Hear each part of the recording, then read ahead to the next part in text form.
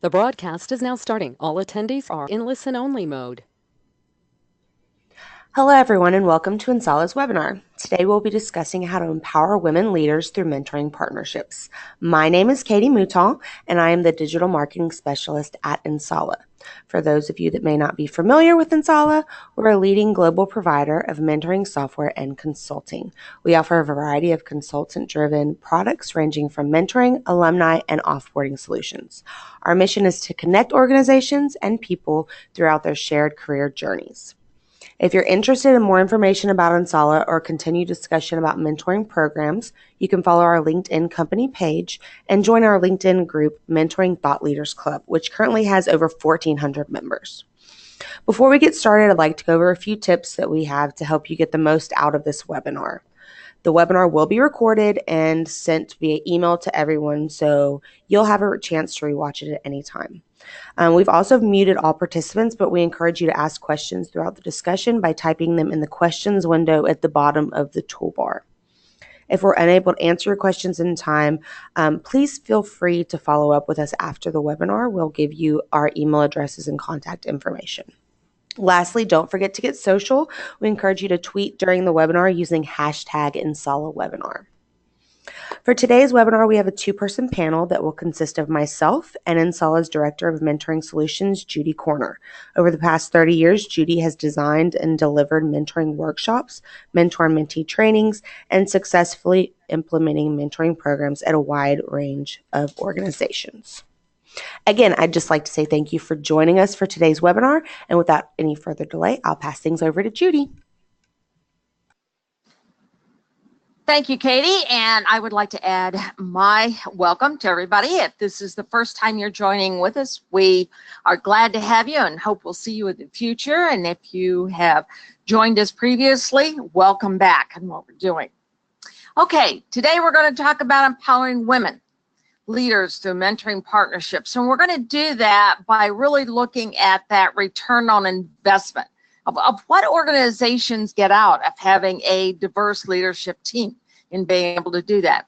And then we're going to talk about why is mentoring working for women leaders. And then if you're going to have a mentoring program that focuses on women in leadership, what are those things you need to consider in doing that? And then we're going to walk you through some steps to success as you do this.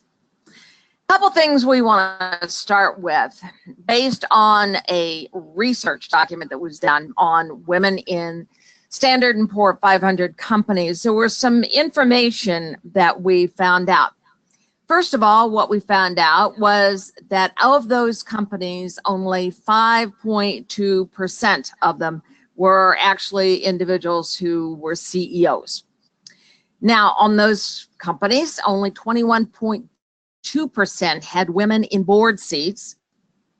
And then it started going up a little bit. Only 26.5% had women that were executive or senior level managers. And of those companies, though, 44.7% were female. Now, at this point in time, if you'll check the chat box, one of the things that Katie is going to do is she's going to put that link in there in the chat box. So what you can do is you actually can copy that link if you're interested in more information about this particular study in what you were doing. But, why does gender diversity, really make a difference? Well, I think this is a great quote that was by Jack Dorsey of Twitter. And he said, anytime you bring together diverse perspective, it just creates a bunch of potential that you weren't really expecting. And again, all those differences in thought and action. So what we'd like to do right now is, Katie, will you take us through our first poll? Sure, Judy. Okay, so our first poll is, do you feel that there's an adequate amount of gender diversity within your organization? Yes, no, not right now. No, but it is a goal for our organization, or I'm not sure. We'll just give y'all a few minutes to get all the votes in.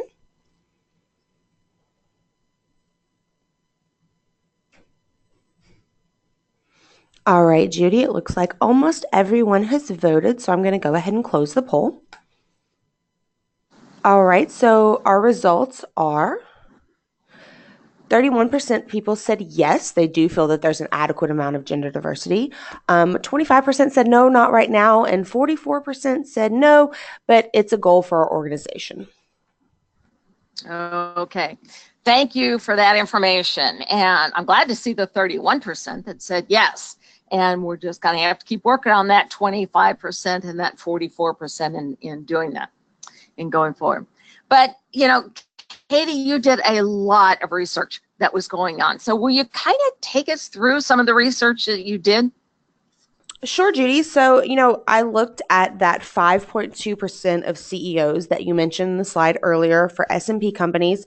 And these are just some of the top companies that I found that do have women in the CEO position. So when I started looking these up, even myself, I kind of thought maybe these weren't as well known or maybe they weren't as successful, but boy, was I wrong. These are some really big name companies.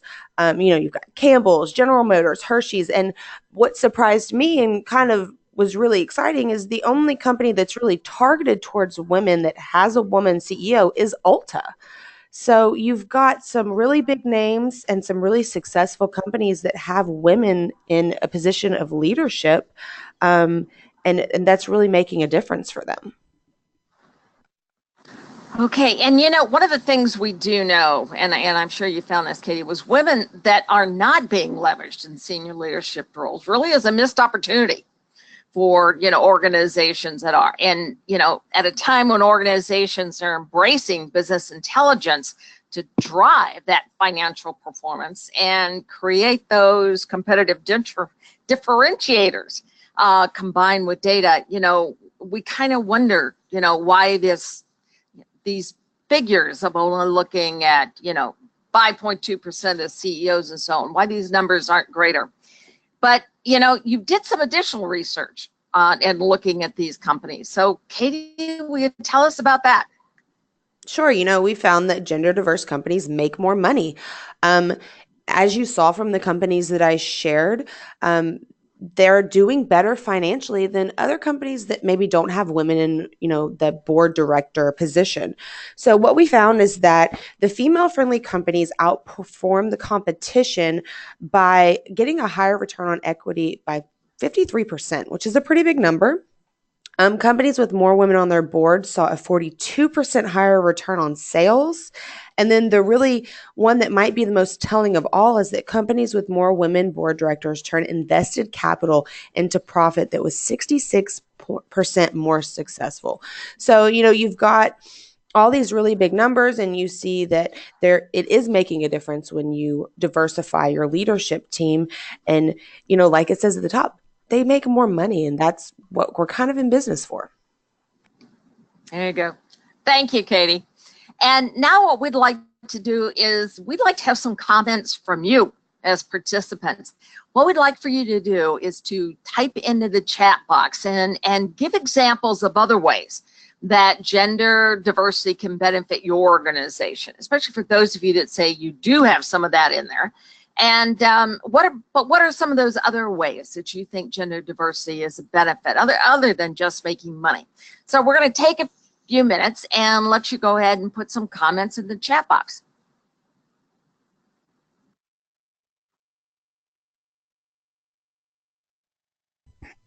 Judy, I'm really excited to see what people have to say about this. And in my research, I found a lot of really interesting points made here. So I'm hoping that everyone else has seen this throughout their organizations as well. Great.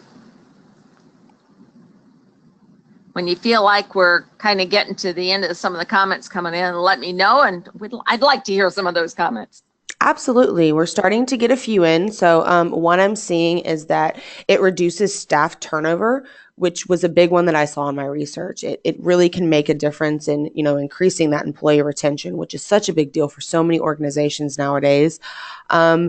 Another one that I see coming in is building stronger teams by having different perspectives. That's a really great one. It's going to give you a more cohesive work environment. It's going to give you different viewpoints. We got some more coming in. Improve associate engagements. That one's great. Employee engagement definitely comes up when you've got more diversified leadership teams. Let's see. We've got some more. Let's see, there's a balance in thought, and women naturally have a compassionate way of leading, taking into consideration the needs of the staff.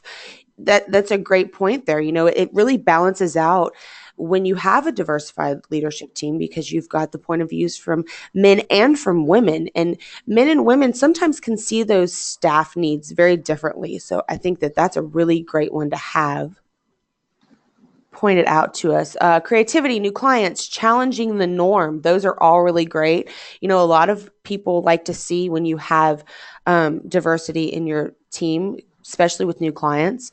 Let's see, create a compassionate and yet result-driven environment. Absolutely. Those are all really, really great ones. One that I found that I just want to throw out there is that it widens the talent pool. If people are really focusing only on having male leaders, you're shrinking down your talent pool. You're not considering everything that's out there for you. So yeah, these are some really, really great ones. Female leaders can relate better to female employees. That's another really good one.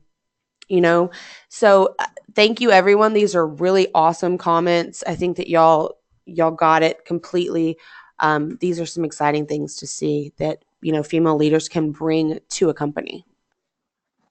Very good. And we're going to kind of capture all those because they do sound like really good comments. And, everything that I was kind of hearing you say goes back to that quote from Jack Dorsey and saying, anytime you bring together diverse perspectives in doing things, it just creates a bunch of potential that you weren't really, expecting. And you talked about, the turnover and stronger teams and, balance of thought. I think really great. Glad to hear that we had such great comments on doing that. And if you have any others you want to add in, you can do so. And like I said, we're going to, kind of put all these together at the end and let you know what they are. So moving on, then how can you increase gender diversity within your leadership? For some women, embarking on a leadership path in their career can seem like a pretty difficult journey, because this is the climb that going up that corporate ladder can sometimes be very different for men than for women.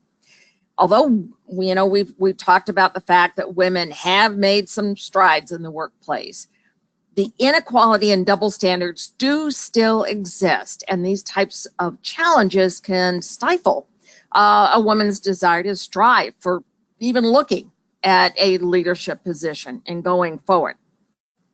So why mentoring? Well, organizations that don't devote development resources to women in the workplace really are missing a large opportunity to develop their human capital. And I think it's one of the things that Katie was saying specifically in doing that and taking that forward. So, in addition to that, one of the things that we have learned is that mentored employees advance faster, they're more productive, and they navigate the culture better. And this goes overall. Women can and do bring unique perspectives to the table. And again, diversity is that key to a healthy business in what you're going to do. So why is mentoring working in the organization? Well, first of all, it gives women an opportunity to create kind of a, increased perception of worth. And Katie, I think you've got some very personal comments on this. I actually do, Judy. So, many women choose to leave an organization because they don't feel like their abilities are valued by their leaders. They're often not given the tools necessary to create a competent career path. And sometimes we even feel as though we're just kind of stuck in our current position. And sometimes that has to do with the fact that just because we're women, and there are things that we deal with that men don't. For instance, I just got back from maternity leave about a month ago. So, there were concerns there for me. I started with Insala amazing company. I work with some really amazing people, and I was still concerned, what does this do for my career? I have goals, I have ambition, there's things that I really want to do. And is this going to hurt that? Because I'm choosing to expand my family. So the thing that really made me feel better is that, the conversations happened before maternity leave, you know, what's going to happen when I get back. And a lot of it was still very career focused. We want you to take on more responsibility. We want to move you through the company. We want you engaged more. We want you to learn more. And all of those things were so positive. And there was so much understanding when it came to not only what I needed, but what I could give to the company and the value they saw in me, that it just completely alleviated all of my concerns. And I left on maternity leave not worried about my career. I could totally focus on what I needed to focus on for those 8 weeks. And I came back refreshed and really ready to take on new challenges with my job. And that's something that not a lot of women get. So when they have this mentoring opportunity, or they have someone that is able to really sit down and talk with them about these concerns, it can help create that increased perception of worth. And then that's going to help the company because it's going to increase employee retention. Like someone said in the comments, it helps with turnover. So I think that mentoring can really make that effective for a lot of companies. Absolutely. Thanks, Katie, and talk about that. One of the other opportunities is that it allows women to articulate some of their ambitions about their career, exactly as you were saying, Katie. Being part of a mentoring program can help someone, give them kind of a needed push in the right direction, because mentoring kind of gives that safe place for someone to be able to discuss their ambitions and make them known in doing that. And then following that, then what happens is then the individual, after being able to, in this safe environment, discuss those ambitions, then many times it can help to hold the individual accountable, so they're more likely to actually achieve their career goals of doing this. And then one of the best things a mentor can give to their mentee is access to their network. And having a mentor can give women access to professional networks they might not have been able to be in contact with in the past. And then giving them confidence to really own their own career. It's important for any leader to be confident. They've got to be confident in their abilities to perform tasks, make tough decisions for the organization. And having a mentor gives women access to new skills and leadership competencies that can help them become more confident. And then as they gain confidence, they're more likely to own their own career and push forward to achieve those career goals that they want to look at. So when you're focusing your mentoring program on women leaders, there's a couple things we want you to be conscious of. First of all, you've got to educate your organization about the value of gender diversity. And in addition to that, you've got to make the program inclusive, not exclusive, in being able to do that. The program should be seen as a career development initiative for everyone, with a goal to support women in leadership. But it's going to be very difficult to find individuals to be mentors, especially if they are males. But asking them to be a mentor, but telling them you can't be a part of the program from a mentee standpoint. So make sure that if you have a program for women leaders, that you don't make it exclusive, but you make it inclusive to what you're doing. Okay, so next what we want to talk about are, and I apologize, some of those steps to success and how you really can make sure that you have got a good, solid mentoring program to support women in leadership in doing this. And the first step is you've got to define your goals and your success measurements. Everything about your mentoring program should go and be focused on whatever the goals are that you've got for your program. A leadership program normally is a long-term business strategy, But you need to have a short-term focus in what you're doing. And you want to be able to take your mentoring program and be able to say, okay, we're going to do this in kind of pieces in doing that. And we're going to have maybe, 10 to 12 months in one program and 10 to 12 months in another. But you're not going to create leaders overnight. And you want to have a diversity of the different experiences that the mentees and female leaders can have in doing this. But with that short-term focus, you also need to be able to measure it. So, some examples of one of the things you might want to think about in your measurement might be, how many women have actually developed a specific leadership competency in the last 6 months. One of the things that we know from working with clients and working with mentoring in the past is that individuals who are in a mentoring partnership actually move faster from the standpoint of learning a new skill and competency. There's just an accelerated learning curve that is there. And then you might want to take a look at like how many women are mentoring other women. And then in addition to that, look at, how are you looking at some dollar savings? One of the things that we find that organizations look at when they're measuring mentoring is what is the development that an individual has been able to get, and they didn't have to go to a training class, whether internally or externally, that could cost time and dollars, but they're getting the development that they need through a mentoring partnership. And not only that, but the best thing about a mentoring partnership is you're not just getting the knowledge in what you're doing, but you're getting access to somebody who has been there and done that. It's that experience and how you take that knowledge and put it into real world situations. Now, talked about defining goals and success, and the next thing you need to do then is you need to recruit. And in your recruiting, you need to make sure that you recruit talented leaders with good mentor competencies. One of the things that we find many times is people aren't real sure how to recruit some of the mentors. We believe a mentor is an individual who's got knowledge or experience in a given area of expertise, who's willing and able to share that knowledge with another. Now, the two most important words in that definition are willing and able.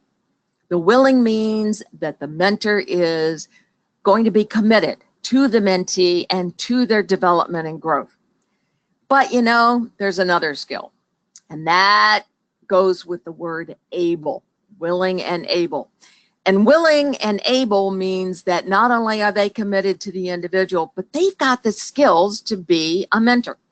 One of the historical misperceptions around mentoring is if somebody was good at what they did, they'd automatically be a good mentor. And we're saying that's not true.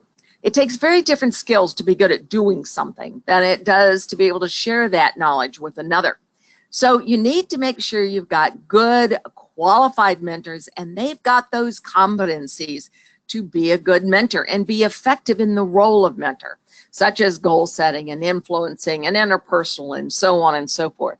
And then you also want to make sure that you recruit people with other characteristics that you would find an effective female leader, such as emotional intelligence, adaptability, those communication skills that are going on.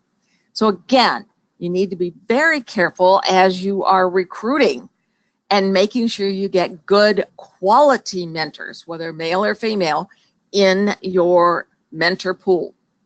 So at this point in time, what we'd like to do is we would like to be able to take you through a poll, excuse me, but we also want you to put comments in the chat box. So Katie, will you walk us through this? Sure. So we want to know, do you believe that emotional intelligence is as important for male leaders as it is for female leaders?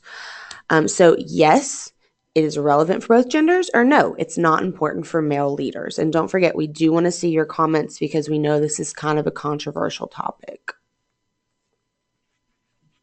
All right, almost all the votes have come in. I'll just give y'all a few more seconds.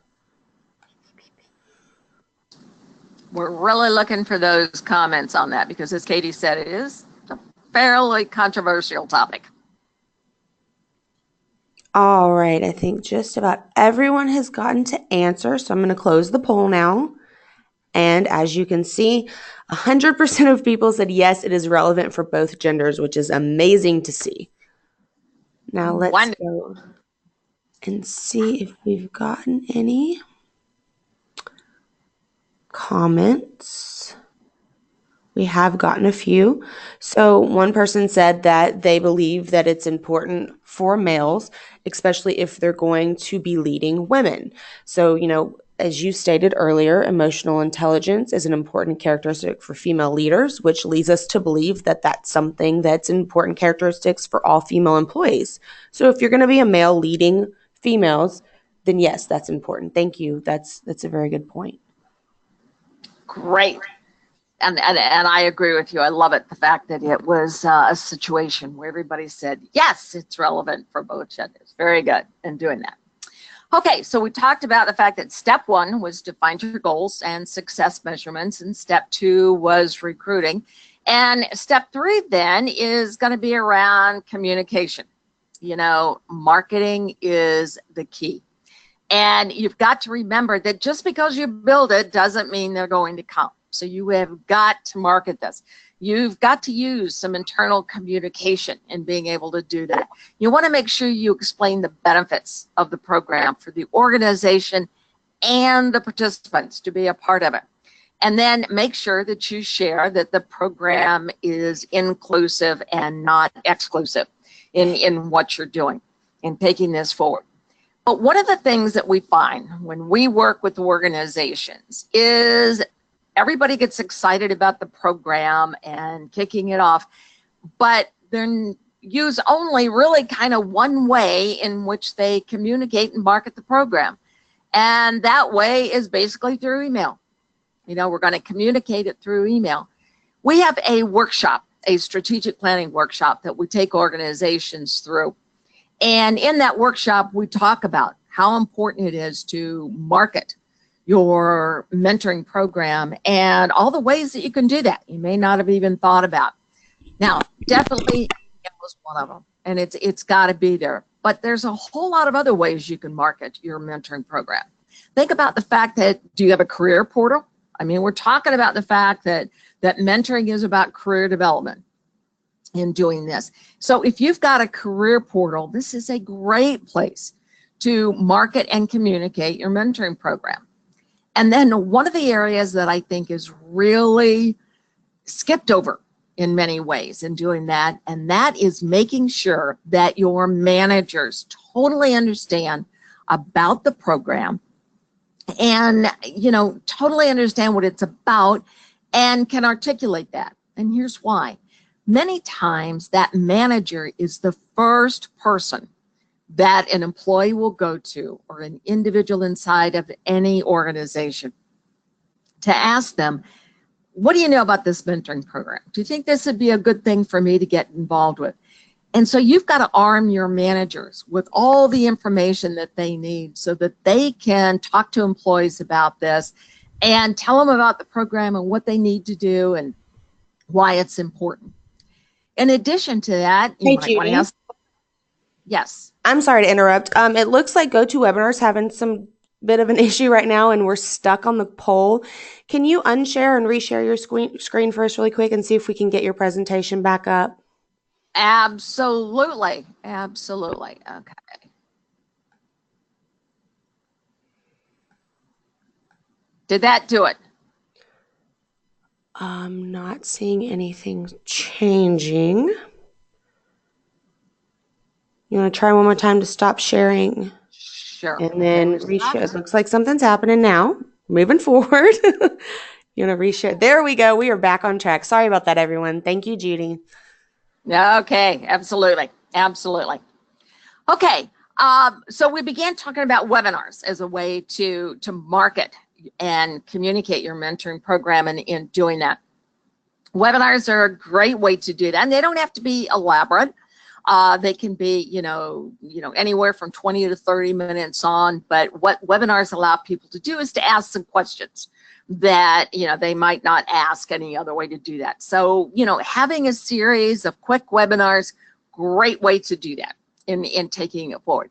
Now, somebody said, well, we could just do one webinar and then record it, and then people can get to it.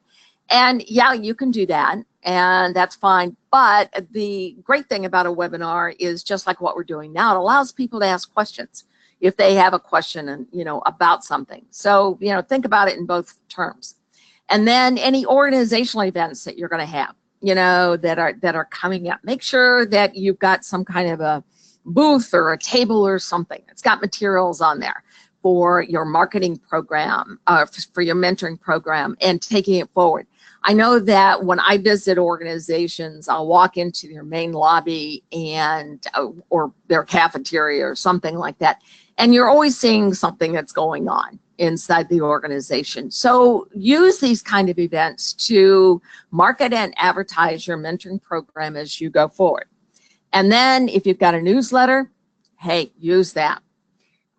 We have one organization, and they have a permanent column in their monthly newsletter called Mentoring Matters. And it's a great way to put success stories about individuals that have had great mentoring experiences, whether they're a mentor or a mentee, or a way to talk about upcoming events, training, or anything like that around mentoring. So again, very important not only to look at email in what you're doing with your mentoring program, but look at all the other ways in which you can market your program, taking it forward. Now, we talked about, again, step one, define your goals and your success. Step two was recruiting. Step three, communication. And now step four is training. And what you need to do is your training is define what mentoring means for the organization, and make sure that people really, truly understand that and what they're doing. One of the things that we talk about when we talk about mentoring is the good news about mentoring is it's thousands of years old.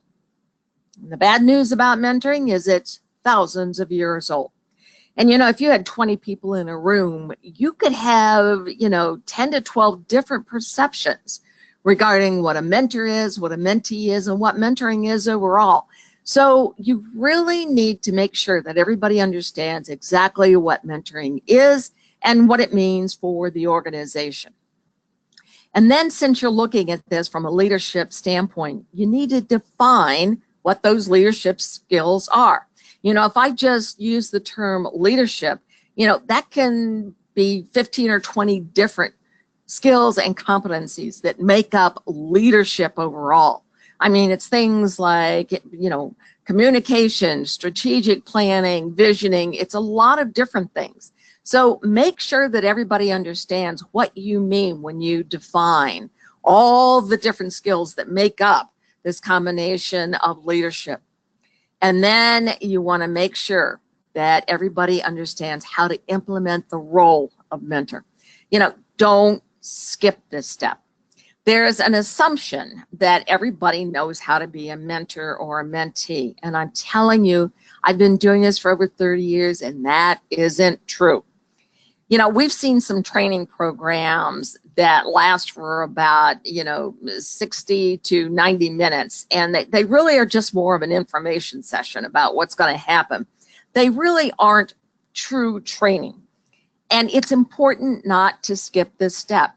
Why would you ask anyone to take on a job or a role inside your organization if, number one, you didn't have some kind of a job description so they knew exactly what was expected of them? Number two, that they weren't skilled in being able to carry out that role and doing that. And number three, that you didn't provide them with some training. So again, very important, not to skip this. And as I mentioned before, don't forget your managers. Make sure that you provide training for the managers also so that they understand their role and they understand exactly, how to interact with the mentor-mentee partnership and how to handle things around confidentiality and all these types of things that are going on. And then as you're doing all of this, use this time to reduce any biases in the organization and kind of get rid of some of those stereotypes and double standards that might exist inside your organization. So, make sure that this becomes a part of your training as you're going forward. And now, step number 5, think about your matching and pairing in doing this. Make sure you have got some kind of a matching application. Don't just say this person would be good with this one because they like each other. Make sure you've got some kind of a application to gather information about your mentors and mentees so you can have really good matching. And then make sure that that matching application addresses those competencies that you started out with in step number 1 in defining the goals for the program and how you want to be able to develop women leaders.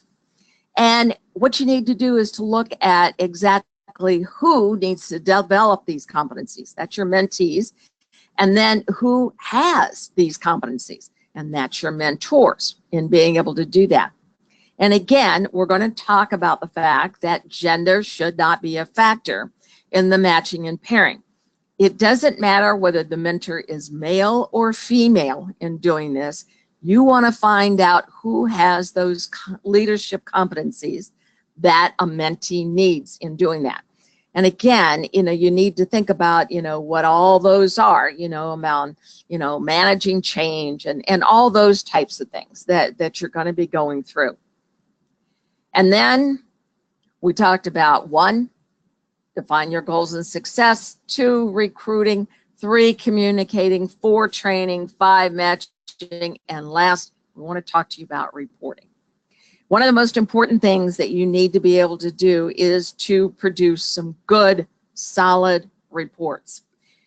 We believe mentoring is an organizational strategy. This is not just a warm, fuzzy, feel-good program. This is an organizational strategy. And hopefully everything we've been talking about throughout this webinar has indicated the necessity of doing this and how important it is and how important the diversity of thought and action can be in doing this. But some of the ways you might think about, reporting things is how many partnerships were actually created in doing this.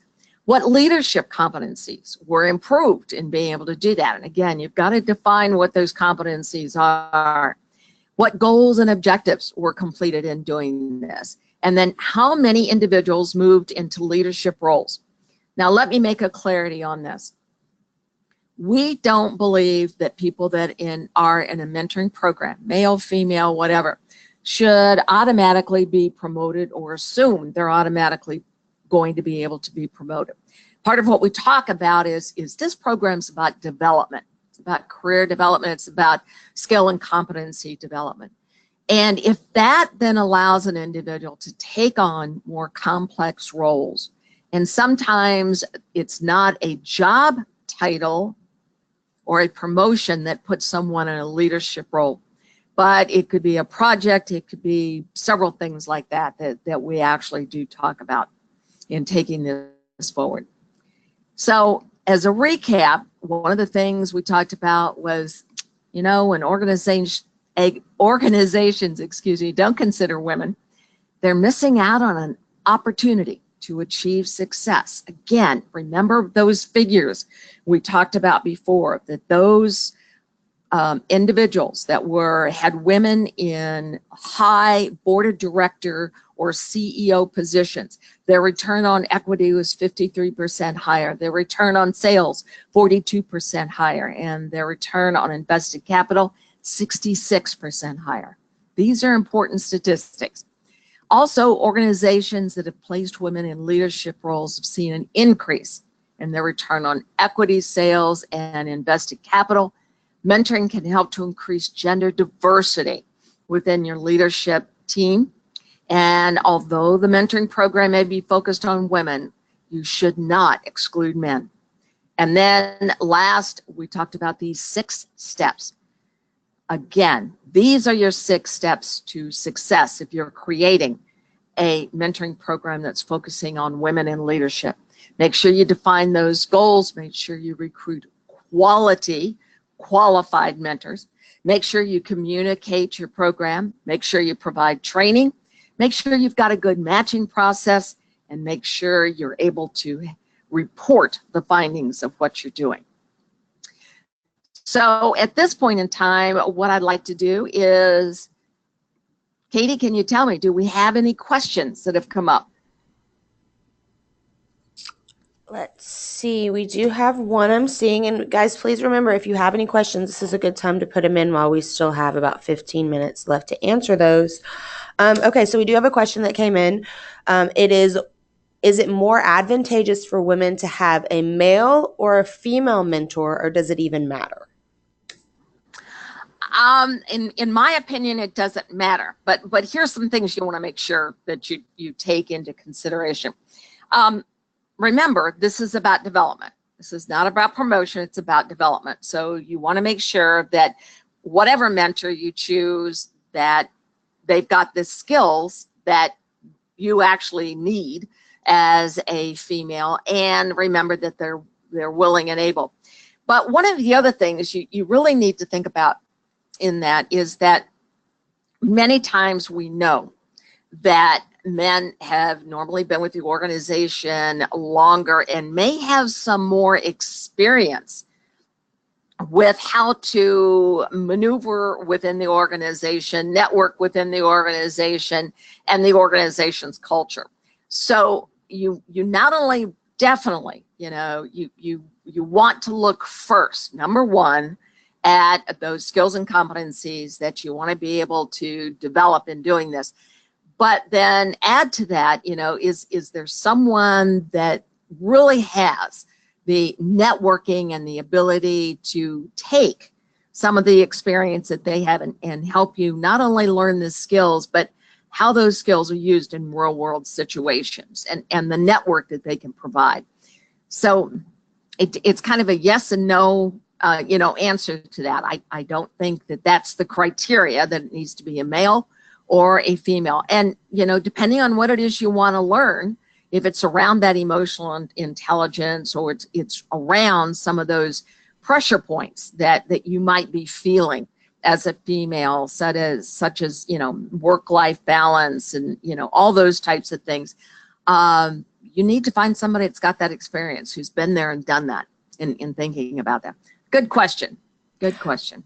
Judy, we have another one that's kind of in the same line as that one. So they're asking, is having both genders a common style in organizations, as they have learned different and useful things from males and females? So what do you think about if they had two mentors in this situation, one male and one female? I think that's great. And because each of them can give you a different perspective. One of the things I think it's important is, especially in the knowledge, skill, competency, and knowledge areas you want to develop, I would say the best way to do that is to make sure that one has one set of competencies and knowledge, and the other one has a different set. So you're getting the most out of it. But I think getting, different perspectives from both sides could be very, very valuable. You have to understand, you're taking on both the male and female. You've got to be able to put in the time to be able to do that. All right, awesome. Okay, we do have another one. So this person has heard in other webinars that it's better to have a mentor outside of your organization, so that it's a safe environment to be, as far as a participant. What's your opinion on that, Judy? Here's the what I call the good side and the bad side to that. One is, we talked in the very beginning about the fact that it's important that when an organization rolls out any mentoring program, everybody needs to be clear about the role of the mentor, what the organization wants out of it. And again, you can't assume that everybody understands how to be a mentor. And you want to make sure you've got good quality and good qualified mentors in doing that. When we take mentors through training, and actually when we set up the application process and we're doing the matching, we make sure that mentors understand that there's a confidentiality factor here that has got to be kept in doing that. And that is very, very important. So even if it's an internal, that confidentiality needs to be there. And it's a part of what we put together in our agreements, and we've got a contract and agreement. The only thing that I have seen happen, and I happen to be working in that situation actually right now with a client and doing that, is that sometimes the external mentor doesn't have the same perspective of what a good quality mentor should be as the internal mentor does, who's been trained on and has a kind of job description for their role.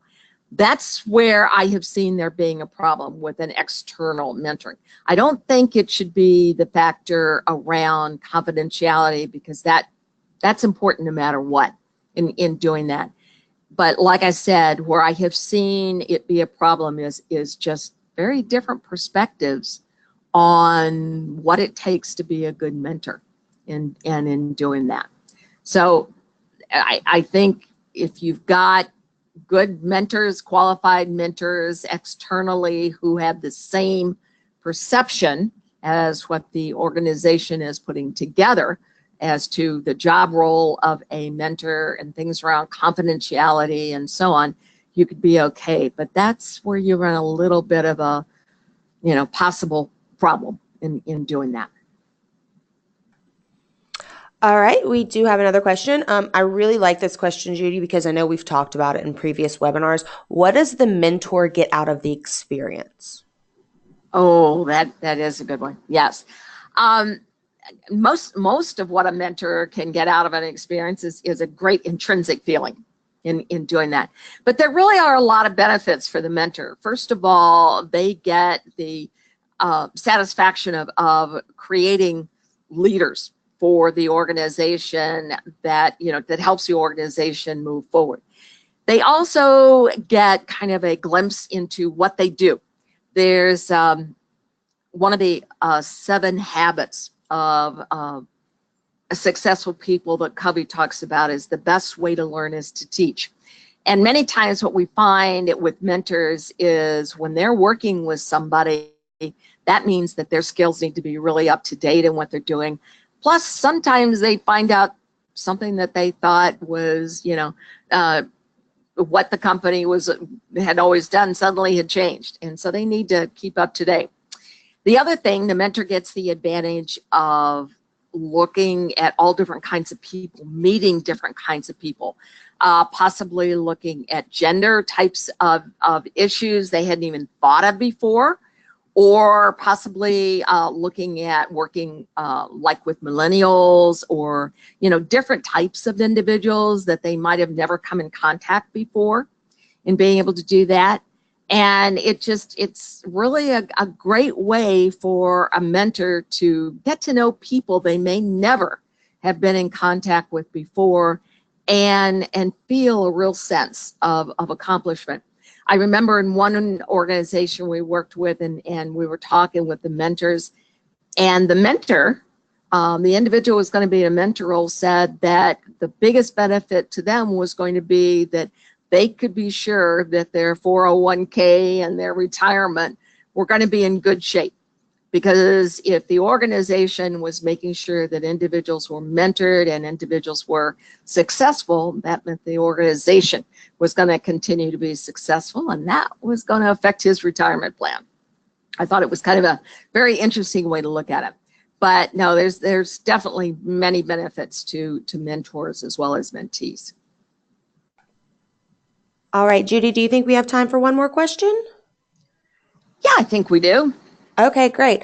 All right, so our last question is, do you believe that there should be additional training for men that will be mentoring women? This has come up before, quite honestly, in different ways, but yeah, I do. And here's an example of why. I think that many times men may not understand all of the pressure points, so to speak, that women have that are different than what they have in doing that.